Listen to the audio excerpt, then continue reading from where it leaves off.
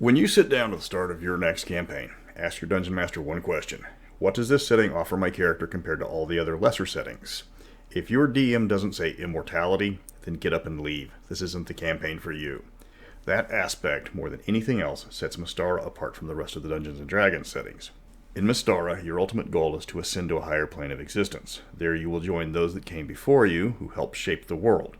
You will take up the mantle of a deity and carve your path through the cosmos, as well as provide and protect your worshippers that you need to maintain your divine status. Welcome to Mystara. I'm Mr. Welch, and here we are, born to be kings. We're the princes of the universe. Mystara has no gods. Mystara needs no gods. That is the first thing new players have to adjust to. It's never had gods. The gods weren't wiped out in a terrible calamity. They aren't hiding. They aren't imprisoned away or cut off from their followers for a time because of the troubles one schmuck caused stealing an artifact from the head god. They just don't exist in Mystara. There are gods. Mystara is in the D&D universe after all, but they aren't welcome in Mystara. What it does have is immortals. The biggest difference is that immortals come from the rank of the everyday people. Every immortal in Mystara has a mother and a father, and many have mortal relatives still living. For some of the immortals, having living relatives that are thriving is actually a requirement for them to become immortal in the first place. The first immortals are believed to have been uplifted by an enigmatic race called the Old Ones. The Old Ones established Mystara, uplifted the first few immortals from the life that was beginning to emerge from the planet, and then left to have their new creations run the place. That's all we know about them. Despite their godlike powers, the Old Ones don't behave like gods. They can't be contacted. They don't grant spells. You can't worship them. That's pointless. Their very existence is unknown, even by many immortals. They set up the framework of Mystara and its interconnected planes, but then they left it alone. Little is known about them. They are a mystery deliberately left unexplained. Every immortal belongs to a sphere of power. These are philosophical schools of thought than an actual location or object. Every immortal has to follow a school of thought to even become an immortal, as obtaining immortality requires a patron. These will give you a series of tests based on which sphere of power you are following to gain immortality. The spheres are in balance against each other. No sphere of power is allowed to become more powerful than the rest. If one starts to gain more power, the others team up until balance is restored. This does make for some interesting divine politics between the various immortals. The sphere of energy is the philosophy of change, and often that of magic.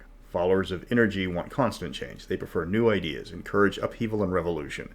Energy loves the ability of magic to rapidly bring the alterations and method needed to achieve their goals.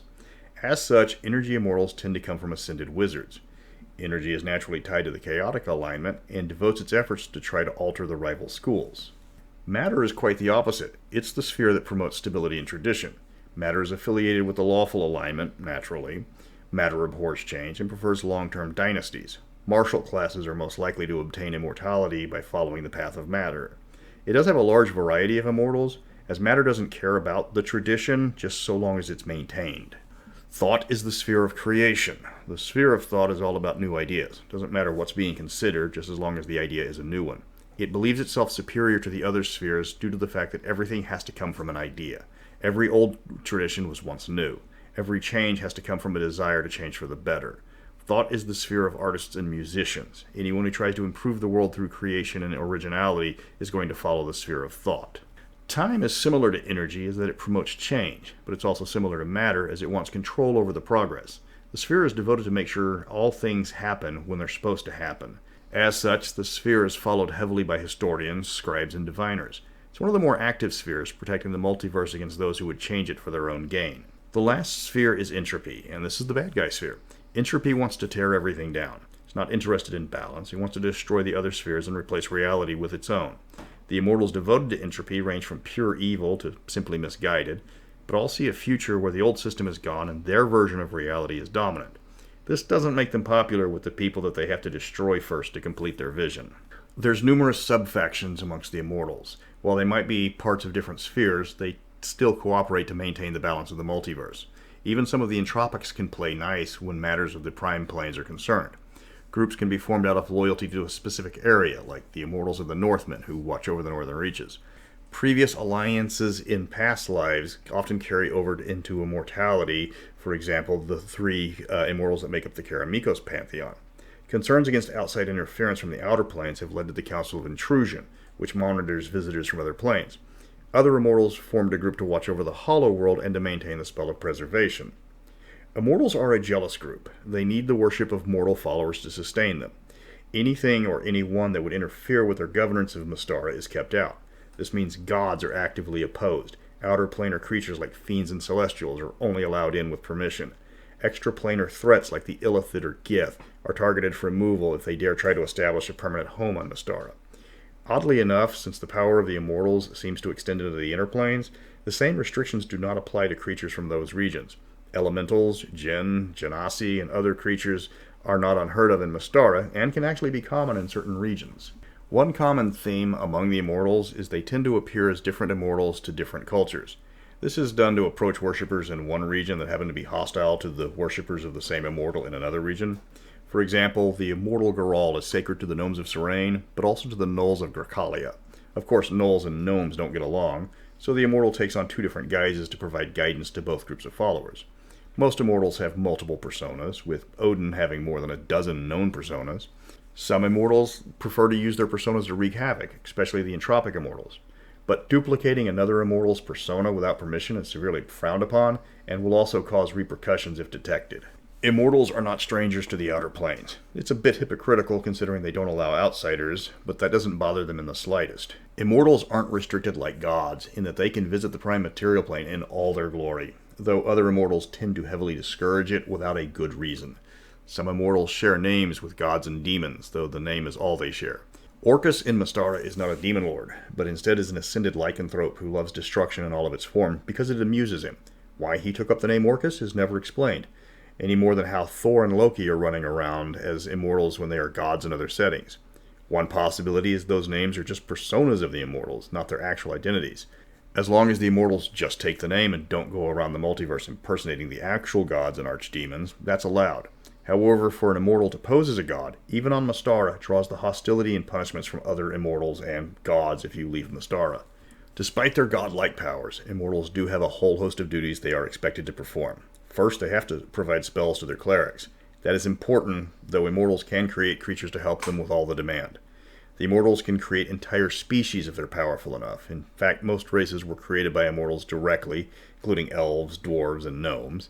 It takes an immense amount of power to make a race viable, so getting help is always a suggested option. Creatures are not the only thing Immortals can create, as many of them have created entire planets and even galaxies for their amusement.